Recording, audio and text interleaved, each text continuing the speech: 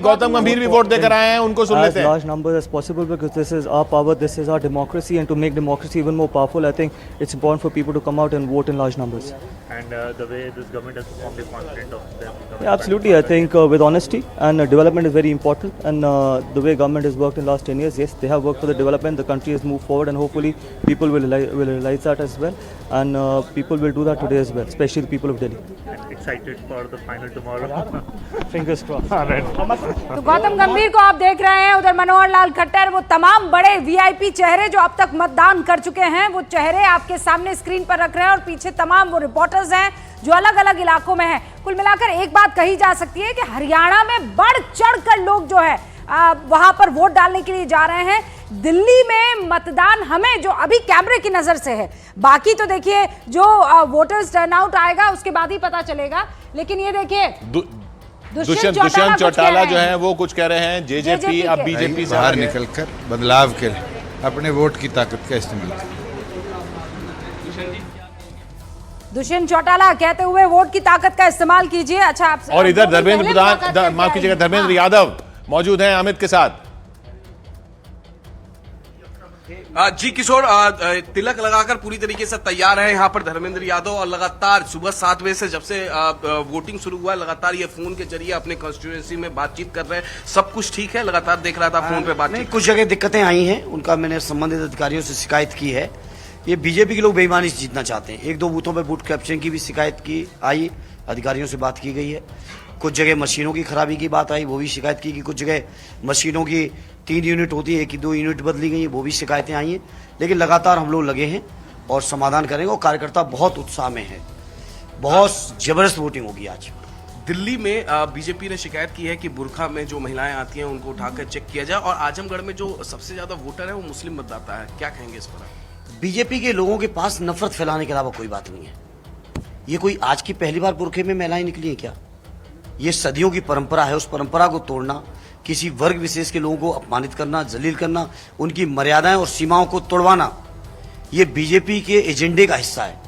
इसके अलावा कोई एजेंडा नहीं। बीजेपी आज क्यों नहीं बात कर रही है बेरोजगारी पर? बीजेपी बात नहीं कर रही महंगाई पे, बीजेपी किसानों की बात नहीं कर रही, बीजेपी देश की अर्थव्यवस्था बात नहीं कर रही है, बीजेपी डॉलर और रुपए की तुलना नहीं कर रही है, बीजेपी आज स्विस बैंक के पैसे की बात नहीं कर रही है, बीजेपी आज कर्मचारियों की पुरानी पेंशन की बात नहीं कर रही है, बीजेपी आज देश में आरक्षण की बात नहीं कर रही है, बीजेपी संविदा कर्मियों के समायोजन की बात नहीं कर रही, क्योंकि ये मुद्दे बीजेपी पे नहीं है।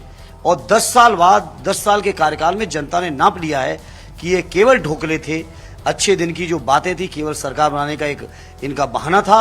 लेकिन जनता की नजरों से बीजेपी का जो पर्दा था वो उतर चुका है। अब कुछ भी कहेंगे बीजेपी के लोग, अब जनता सुनने को तैयार है ही नहीं। धर्मेंद्र यादव यहाँ पर अमित को ये बताते हुए कि बढ़ चढ़ कर लोग हिस्सा लेने वाले हैं। वहाँ हज कमेटी की कौसर जहाँ कुछ कह रही है, जरा सुनते हैं दिल्ली हज कमेटी की अध्यक्षा। और अपना मतदान करिए। तो मतदान करने का ही अब दिल्ली में लोग अभी भी कम निकल रहे हैं। हालांकि अभी जो आंकड़े आएंगे 9 बजे तक के, उनसे अंदाजा लगेगा कि क्या दिल्ली में वोटिंग परसेंटेज रहता है। लेकिन अभी तक जो तस्वीरें दिख रही हैं उनमें दिख रहा है कि दिल्ली में लोग उस तरीके से नहीं निकल रहे हैं वोट देने के लिए, जैसी तस्वीरें हरियाणा खासकर और बिहार में दिख रही हैं या उत्तर प्रदेश में भी दिख रही हैं। इनफैक्ट अनंतनाग में जो दिख रही है, जी अनंतनाग में भी लोग निकल रहे हैं, लेकिन दिल्ली में लाइनें बूथ पर तो नहीं दिख रही हैं उस लिहाज से। नीरज हमारे साथ मौजूद हैं। नीरज, आपके यहाँ भी काफी भीड़ है? बिल्कुल किशोर, दिल्ली में छोटी लाइन है लेकिन यहाँ कतार लगातार बढ़ती जा रही है, लाइन बढ़ती जा रही है। कैमरा पर्सन राकेश नेगी से कहेंगे, देखिए अब से थोड़ी देर पहले ये बहुत छोटी लाइन थी, लेकिन ये लाइन अब लगता है कि कैंपस से बाहर चली जाएगी। और नवीन जिंदल भी आते हैं तो उन्हें भी इंतजार करना होगा। एक बार मूव करके दिखाइए राकेश जी, यहाँ से आगे आप बढ़ेंगे तो क्या पुरुष क्या महिलाएं तमाम लोग इस बूथ पे मौजूद हैं। 3 बूथ हैं और सुबह से जब से हम लोग यहाँ मौजूद हैं किशोर और रूबिका, कभी भी यहाँ खाली नहीं रहा है। लगातार लोग आ रहे हैं, लगातार जा रहे हैं। कुछ महिलाओं से बात करते हैं, क्या ध्यान में रख के वोट कर रही हैं आप लोग? मोदी जी को। किसको वोट? क्या मुद्दा? प्रधानमंत्री को। क्या? प्रधानमंत्री। देखिए मुद्दा क्या है, सब लोग बोल देते हैं किसको वोट कर रहे हैं, जबकि बोलना नहीं होता, सीक्रेट वोटिंग होती है। लेकिन मतदाताओं की तादाद बता रही है कि तो मतदाता यहाँ मजबूती से लोकतंत्र को मजबूत कर रहे हैं। आज सबसे मजबूती में वही है। अमित भी हमारे साथ मौजूद है। अमित, आप कहाँ इस वक्त पहुंच चुके हैं? और दोनों खास मेहमान भी यहाँ स्टूडियो में हमारे साथ जुड़ चुके हैं, उनसे आपका तारुफ करवाऊं। लेकिन उससे पहले अमित, देखिए इस वक्त हम निर्माण भवन के सामने हैं और आप यहाँ तस्वीरों पे पीछे देख सकते हैं कि इसी जगह पर राहुल गांधी और सोनिया गांधी आएंगे, अपना वोट डालने आएंगे। निर्माण भवन ये बहुत वीआईपी इलाका है यहाँ पर और यहीं पर वो वोट डालते आए हैं। तो 9 बजे का समय अभी यह मुकर्रर किया गया है जब राहुल गांधी आएंगे, यहाँ पर अपना मतदान करेंगे और उसके बाद देश के अन्य हिस्सों में उनका चुनावी कार्यक्रम है। लेकिन फिलहाल तस्वीरें हैं किस तरीके से इस वीवीआईपी बूथ को तैयार किया गया, क्योंकि महत्वपूर्ण संवेदनशील यह सरकारी दफ्तर का इलाका है, तो लिहाजा सुरक्षा के सारे प्रोटोकॉल को पूरे करते हुए विशेष आपको इंतजार हो रहा है। वहां पर राहुल गांधी और सोनिया गांधी का शालिनी भी वहां पर मौजूद हैं। ये तस्वीरें हम इंतजार कर रहे हैं कि वो तस्वीरों में दिखें सोनिया गांधी और राहुल गांधी। और इधर अरुण हमें बार बार बुला रहे हैं। अरुण, अब क्या हो रहा है वहां पर? भीड़ तो बढ़ती जा रही है आपके यहाँ।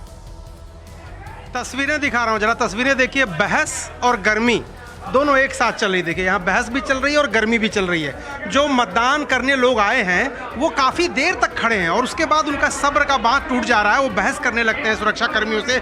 सुरक्षा कर्मियों को देखिए इस तरह से घेरा बना करके उनको रोकना पड़ता है, क्योंकि अंदर इतने सारे लोग हैं, वो वोटिंग कर रहे हैं, तो बाहर के लोगों को वो छोड़ नहीं रहे हैं। और जब बाहर के लोगों को छोड़ नहीं रहे हैं तो उनका सब्र का जो बांध है वो जवाब दे जा रहा है। देखिए लगातार बहस जो है सीनियर सिटीजन्स के साथ, महिलाओं के साथ यहाँ पर हो रही है। उसकी वजह क्या है कि ज़्यादा मतदान करने लोग आ गए हैं और वो भीड़ संभाले नहीं संभाले। देखिए वहाँ पर वो अचानक 2 लोग चले गए, वहाँ पर उनको रोक रहे हैं कि भाई आप क्यों जा रहे हो, आप लाइन में लगो। इधर देखिए इधर भी लाइन है। और अगर अंदर की तस्वीरें मैं एक बार फिर दिखाता हूँ आपको, जरा अंदर की तस्वीरें दिखा दीजिए आकर के एक बार।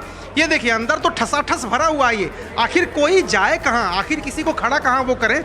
ये तस्वीरें भी देख लीजिए। यहाँ पर मतदान केंद्र के अंदर फूल माला तो लगा हुआ है, लेकिन एंट्री एक ही आदमी की एक साथ हो सकती है बूथ पे। दूसरी तरफ अगर मैं तस्वीरें अगर आपको दिखाऊं बाहर की तरफ, तो यहाँ पर जहाँ भी आप देखेंगे लोग ही हैं और सब लोग वोट करने ही जाना चाहते हैं और पहले जाना चाहते हैं। कुछ को देखिए बैठना पड़ रहा है क्योंकि गर्मी बहुत ज़्यादा है, उमस बहुत ज़्यादा है, तो कई लोग हैं यहाँ पर जो थक जा रहे हैं, बैठ जा रहे हैं। बहस देखिए लगातार जारी है और जो पर्ची है वोटर पर्ची, उसी से लोग हवा भी कर रहे हैं खुद को। एक चीज बताइए कि वहां पर क्या वोटिंग स्लो हो रही है? भाई एक होता है कि प्रोसीजर इतना स्लो होता है कि घंटों घंटों आदमी को वेट करना पड़ता है। मुंबई में भाई बहुत जगह पर ये शिकायतें आई थी कि लोग तो तादाद में पहुंच रहे थे, लेकिन वोटिंग का प्रोसीजर बड़ा स्लो धीमे धीमे आगे बढ़ रहा था। रवि, मुझे 2 बातें नजर आ रही हैं। पहली बात तो यह कि मतदाता काफी संख्या में आ गए हैं। एक तो वोटिंग की जो प्रक्रिया है वो धीरे चल रही होगी अंदर, वो जरूर अलग बात है, कई जगह चलती है, लेकिन मतदाता इतनी संख्या में आ गए हैं कि उन बूथों के अंदर अगर इनको भेज दिया जाए तो वहां पर अफरा तफरी मच जाएगी। इसीलिए देखिए 3-3 करके, 2-2 करके, 4-4 करके लोगों को जो पुलिसकर्मी है वो अंदर भेज रहे हैं। लेकिन लोग घंटों जब लाइन में खड़े होते हैं, 6:30 बजे से जो लोग खड़े हैं और उनके मतदान की बारी अभी नहीं आई है, उनका थोड़ा नाराज होना, थोड़ी व्यवस्था से शिकायत करना, थोड़ा हल्ला करना और थोड़ा खुद को पंखा झल के ठंडा करना, ये सब जो प्रक्रिया है यहाँ मैं देख पा रहा हूँ। सही कह रहे हैं आप, बिल्कुल सही कह रहे हैं आप। लेकिन आज आपका मत जरूरी है और आज 10 बजे आपको न्यूज़ 18 देखना भी बहुत जरूरी है। जी हाँ, न्यूज़ 18 इंडिया को दिए मेगा एक्सक्लूसिव इंटरव्यू में प्रधानमंत्री नरेंद्र मोदी आएंगे 10 बजे। बड़ा दावा किया उन्होंने। पीएम ने कहा है ना खाता हूं ना खाने देता हूं, लेकिन अब जिसने खाया है उसे निकालूंगा और जिसका गया है उसको खिलाऊंगा। आप पीएम रहे, कभी उड़ती है बात की ना खाऊंगा ना खाने दूंगा, एक नारा उठता है, भले ही आप ना देते हो, ना सोऊंगा ना सोने दूंगा। अब बात हो रही है एपेटाइजर 10 साल था, अब मेन कोर्स आना बाकी है। तो अब ये मेन कोर्स क्या है आने वाले 3rd टर्म के लिए, इसको देश की जनता भी जानना चाहती है हम लोग। उसके बहुत सारे पहलू है, देश को आगे ले जाने का बहुत सारे पहलू है। अगर मैं कहूँ कि भविष्य में देश हमारा कैसे आगे बढ़ेगा, अब ये पूरी तरह हम टेक्नोलॉजी ड्रिवन एरा में है। अब टेक्नोलॉजी डिसरप्टिव है, ट्रांसफॉर्मेटिव है और इजीली एक्सेस है।